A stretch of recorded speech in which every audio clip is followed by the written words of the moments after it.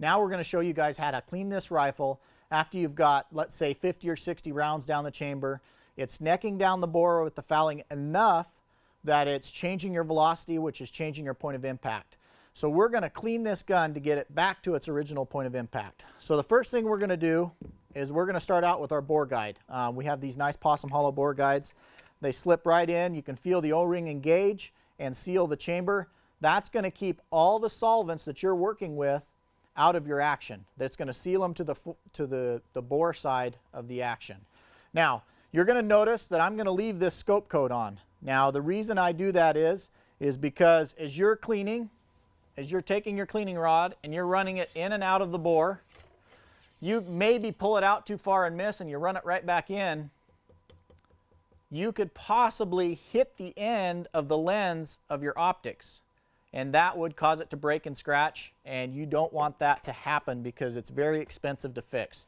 So I'm just going to leave the scope coat on and we'll be able to clean it, and then no solvent's going to get on my lenses, because remember, those solvents can take your coatings off as well. No solvents are going to get on the lenses, and then I don't have the opportunity to hit the lens in any way and crack it or break it. The first step of this process is we're going to take our Tipton rod and the proper jag, and we're going to use some KG1, and we're going to get a couple patches with some KG1 down the bore. Essentially what we're doing is we're taking all the big stuff out. We're going to remove all that powder fouling, all the big chunks of carbon and those kind of deposits out of your bore so that we can get down to the copper and get it cleaned out. So we'll just give it a couple drops. We'll run the patch through the bore, and if you notice, we've got a lot of them big black chunks, you know, the biggest, nastiest stuff right there. I'm going to do it again, run one more through there, and what that's going to also allow us to do is see the carbon fouling in the end of the bore. So we'll get one more patch through with some KG1 on it. And this one you might want to work just a little bit back and forth in your bore, you know, just to get all the good stuff out of there. And it looks like we got another bunch of that carbon out of there, so that's good. All right, now that we can see the copper in the end, we're going to use that as our indicator to tell us when this rifle is clean. All rifle bores start out a little bigger and taper down to the muzzle. So 85 to 90% of your fouling is going to occur on the tightest part of your bore, which is the muzzle. So we're going to use that as our indicator to tell us when this rifle is clean. So the next step in the process, we're going to take our nylon brush and we're going to get out our KG12, which is our copper cleaner. And what we're going to do is we're going to run this brush down the bore. And I always like adding the solvent to the muzzle end because that keeps me from dripping it on my stock. So we'll saturate the brush a little bit with our KG12. And then essentially what it comes down to is these KG products require movement to stay active. So what we're going to want to do is we're just going to want to start brushing.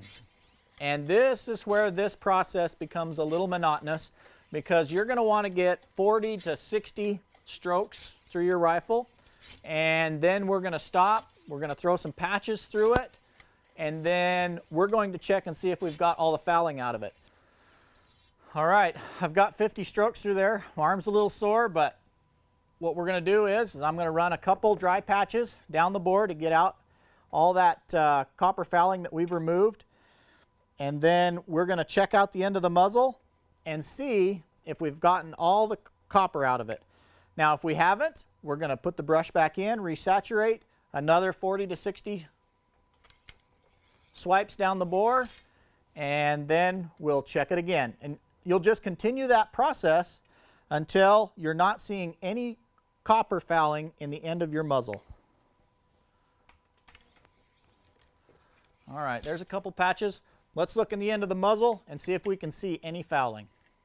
Okay, so we just looked in the end of the muzzle. As you can see, we've got a couple streaks left. So what we're going to do is we're going to reinsert the brush into the bore. We're going to resaturate with our KG12, which is our copper remover. And we're going to proceed to do another 40 to 60 strokes.